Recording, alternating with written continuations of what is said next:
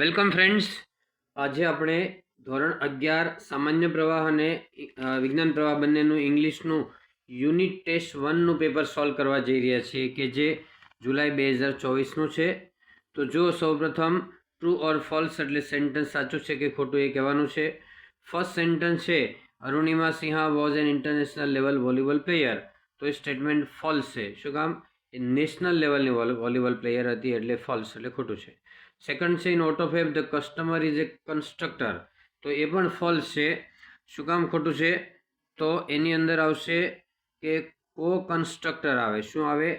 કો કન્સ્ટ્રક્ટર એટલે કે અહીંયા કન્સ્ટ્રક્ટરની જગ્યાએ કો કન્સ્ટ્રક્ટર આવે અને ઉપરનામાં ઇન્ટરનેશનલની જગ્યાએ નેશનલ આવશે. ઓકે. બિલ એટલે ચાંચ. નીચેનામાં નિયરેસ્ટ મિનિંગમાં જો બિલ એટલે ચાંચ એટલે બીક આવશે. પછી પ્રોટેક્ટ એટલે રક્ષણ કરવું એટલે સેવ એટલે બચાવવું એ આવશે. ઓકે. હવે આ રીતે જો આગળ select the most appropriate language ફંક્શનની અંદર જુઓ કે ફર્સ્ટમાં છે Ruchi use to perform in every competition એટલે યુઝ ટુ હોય ને તો હેબિચ્યુઅલ પાસ્ટ આવે. ભૂતકાળની ટેવ બતાવે છે અથવા એને કહેવાય પાસ્ટ હેબિટ. પછી if she meets me I shall help her. જો તે મને મળે તો હું તેને હેલ્પ કરીશ. તો એક્સપ્રેસિંગ ઇન કન્ડિશન. ઇફ હોય, અનલેસ હોય, અધરવાઇઝ કે ઓર હોય તો કન્ડિશન બતાવે છે. હવે ક્વેશ્ચન આન્સરમાં જો કે where did Alibhai use to go એટલે અલીભાઈ ક્યાં જવા ટેવાયેલા હતા. તો આપણે એમ કહેવાનું કે અલીભાઈ યુઝ ટુ ગો અથવા તો અલીભાઈ વેન્ટ કરવાનું. શું કરવાનું?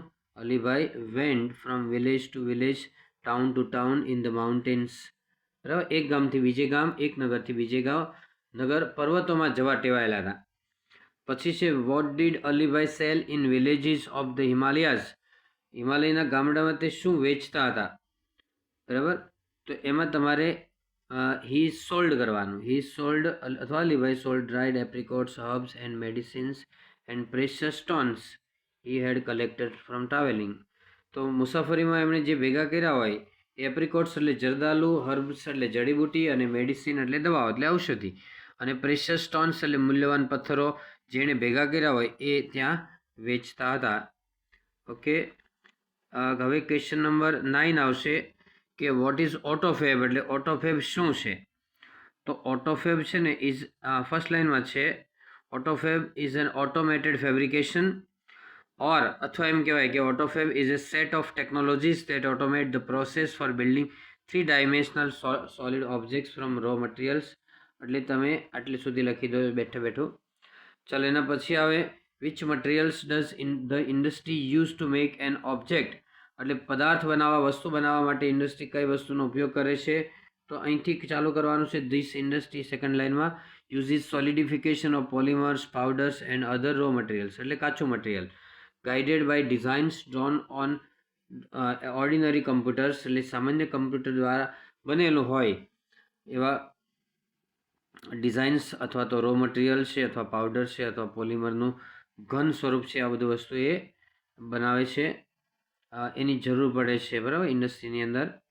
પછી 11 નંબર ક્વેશ્ચન છે what is the local name of the mount Everest. તો માઉન્ટ એવરેસ્ટનું લોકલ નેમ શું છે? તો સાગરમઠા આપેલું છે ફર્સ્ટ લાઇનમાં. સાગરમઠા ઇઝ ધ લોકલ નેમ. બરાબર. Of the mount Everest. How was the last track of the peak. છેલ્લો પીક કેવો હતો? તો ઇટ વોઝ વેરી ડેન્જરસ. ખતરનાક હતો, જોખમી હતો. કેવો હતો? જોખમી અથવા ખતરનાક હતો ખૂબ જ. ઓકે. ચાલે સેક્શન સીની અંદર જો ક્વેશ્ચન છે 13મો પ્રશ્ન છે એમાં which types of flamingos are found in Gujarat. ગુજરાતમાં કેવા પ્રકારના ફ્લેમિંગો જોવા મળે છે. તો ગુજરાતમાં બંને પ્રકારના ફ્લેમિંગો જોવા મળે છે. ફર્સ્ટ લાઇનમાં જ આપેલું છે કે the species of flamingos, greater flamingos and laser flamingos are found in Gujarat. એટલે ધ વેરી ફર્સ્ટ લાઇનમાંથી જોઈને લખવાનું છે.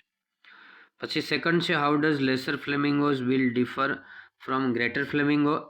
એટલે લેસર ફ્લેમિંગોની ચાંચ છે કેવી રીતે જુદી પડે છે ગ્રેટર ફ્લેમિંગો કરતાં. તો સેકન્ડ લાઇનમાં જો the lesser flamingo has long neck એટલે લાંબી ગરદન હોય છે and long legs, bent bill એટલે વળેલી ચાંચ હોય છે and large body, shorter and darker pink than greater flamingo. એટલે ગ્રેટર ફ્લેમિંગો કરતાં થોડી નીચી અને ઘટ્ટ હોય છે, પિંક કલરની ચાંચ હોય છે. બરાબર.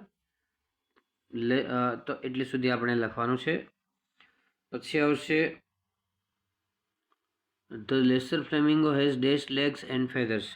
લેસર ફ્લેમિંગોના પગ કેવા હોય છે? તો લોંગ એટલે લાંબા હોય છે. કેવા હોય છે? લોંગ, LONG, લોંગ એટલે લાંબા, અને ફેધર્સ એટલે પીંછા. પીંછા કેવા હોય છે? તો ફેન્ટ પિંક ફેધર્સ. કેવા હોય છે? ફેન્ટ પિંક ફેધર્સ એટલે આછા ગુલાબી રંગના પીંછા હોય છે. ફેધર્સ એટલે પીંછા થાય. ચાલો પછીના પેરેગ્રાફમાં જુઓ કે where was the narrator going, એટલે નેરેટર ક્યાં જઈ રહ્યા હતા? તો the narrator was going to જર્મનીની અંદર બર્લિન જઈ રહ્યા હતા. કઈ જગ્યાએ જઈ રહ્યા હતા? બર્લિન જઈ રહ્યા હતા. જર્મનીનું પાટનગર છે, કેપિટલ સિટી છે બર્લિન. ત્યાં જઈ રહ્યા હતા તે કારણ કે ત્યાં ઓલિમ્પિક્સ યોજવામાં આવી રહી. ઓકે, હવે નેક્સ્ટ ક્વેશ્ચન છે વોટ વોઝ હિઝ થિંકિંગ, એટલે તે શું વિચારી રહ્યો હતો?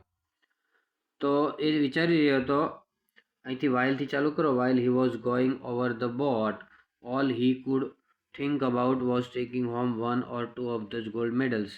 કે રસ્તામાં એવું વિચારતા હતા કે એકાદ બે ગોલ્ડ મેડલ આ વખતે લઈને જ આવું છે, કેમ કે એમણે 4-5 વર્ષ સુધી સખત પરસેવો પાડ્યો હતો, મહેનત કરી હતી.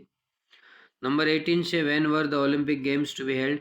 ક્યારે ઓલિમ્પિક્સ ગેમ્સ યોજાવાની હતી? તો Olympic games were to be hold in the summer of 1936. 1936ના ઉનાળાની અંદર યોજાવાની હતી.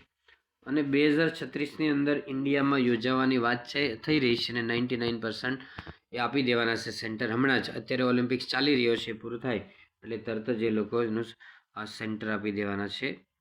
ઓકે, નેક્સ્ટ ક્વેશ્ચન જો. Rita is an intelligent girl છે. ડુ ઇઝ ડાયરેક્ટેડ એટલે સૂચના મુજબ કરો. તો ઇઝનું શું કરેલું છે? નીચે વોઝ કરેલું છે. શું કરેલું છે? વોઝ. એટલે તમારે શું કરવાનું છે કે બધામાં પાસ્ટ ટેન્સ કરવાનું. શી સોલ્વડ કરવાનું, એસ કાઢીને ડી લગાડવાનું. She solved even the problems. રિલેટેડમાં કાંઈ નહીં કરવાનું. To science and maths. She did mental exercises when I met her કરવાનું. મીટનું શું કરવાનું? મેટ, MET કરવાનું ખાલી. બરાબર. પછી ઈમેલ અથવા રિપોર્ટ રાઇટિંગમાં છે write an email to bigmarket.com requesting them to replace the shoes. આપણે ફોર્મેટ એક રાખેલું હોય યાદ, એ પ્રમાણે લખવાનું કે dear sir, I ordered shoes last week અથવા last Monday. I got the shoes on Thursday, એટલે મને ગુરુવારે શૂઝ મળ્યા, સોમવારે ઓર્ડર કર્યો હતો. My order number was 1 2 3 4 5. બરાબર. when I opened the box I found that the shoes are not in proper size. મેં જ્યારે બૂટ ખોલ્યા ત્યારે મને લાગ્યું કે એની size is not perfect, the colour is not perfect, the shape is not good. Shape સારો નથી, બરાબર, એનો કલર નથી સારો, કોઈ પણ રીતે પરફેક્ટ નથી. સો મેં જે ઓર્ડર આપેલો એ પ્રમાણે નથી. The shoes are not as per my order. બરાબર. So I request you please replace the shoes or give me my money back. એટલે કાં તો બૂટ બદલી આપો અને કાં પૈસા પાછા આપો. My mobile number and bank details R given below. એટલે મારો મોબાઈલ નંબર અને બેંક ડિટેલ નીચે પ્રમાણે છે, તેમાં મને પૈસા પાછા મોકલી દેજો. અને જો રિપોર્ટ પૂછાય ઇન્ટરનેશનલ ડે છે એ ક્યારે આવે છે મિત્રો? તો એ આવે છે 21મી જૂનના દિવસે આવે છે. કે international day is celebrated all over the world on 21st June, and okay, it was declared as a yoga day on 21st June in 2014. એટલે 2014માં 21મી જૂનના દિવસે તેને યોગા ડે તરીકે જાહેર કરવામાં આવ્યો. It was declared as yoga day by UN, એટલે યુનાઇટેડ નેશનલ છે એમણે એને યોગા ડે તરીકે જાહેર કરેલો છે. બરાબર. પછી આપણે જે સ્કૂલમાં ઉજવણી કરી હોય એ બધું સિમ્પલ પાસ્ટ ટેન્સમાં લખવાનું કે વી ઇન્વાઇટેડ મેયર. બરાબર. પછી he came at 7:30, principal welcomed him, he hoisted the flag. પછી આપણે એમ કહીએ કે we saluted the flag, we sang Janagana Mana, one of the student song, દેશભક્તિ સોંગ એને કહેવાય, પેટ્રિયોટિક સોંગ કહેવાય અથવા દેશભક્તિ સોંગ કહે તો ચાલે. પછી the chief guest gave a speech, it was sweet and short. He motivated us to work hard, he told us to work for the country, he also inspired us to become a good citizen and work for the country. બરાબર. આવી બધી એમણે વાતો કરી હતી. છેલ્લે the principal thanked him and the teachers distributed sweets and we return home at 9 o'clock. Okay, તો આ રીતે સિમ્પલ પાસ્ટ ટેન્સમાં સાદા ભૂતકાળમાં લખવાનું છે. ખાસ કરીને ભૂતકાળમાં લખવાનું, પેસિવ વોઇસમાં લખવાનું, ડેટ અને ટાઈમ એ ખાસ લખવાના છે કે ગઈકાલે ઉજવ્યો હતો, it was celebrated in the assembly hall એટલે એસેમ્બલી હોલમાં ઉજવ્યો હતો વગેરે ખાસ લખવાનું છે. Okay friends, so that's all. Happy learning, happy sharing. Thank you very much. મિત્રો, વિડીયો ગમે તો લાઇક કરો, શેર કરો, ચેનલને સબસ્ક્રાઈબ કરો. Thank you again.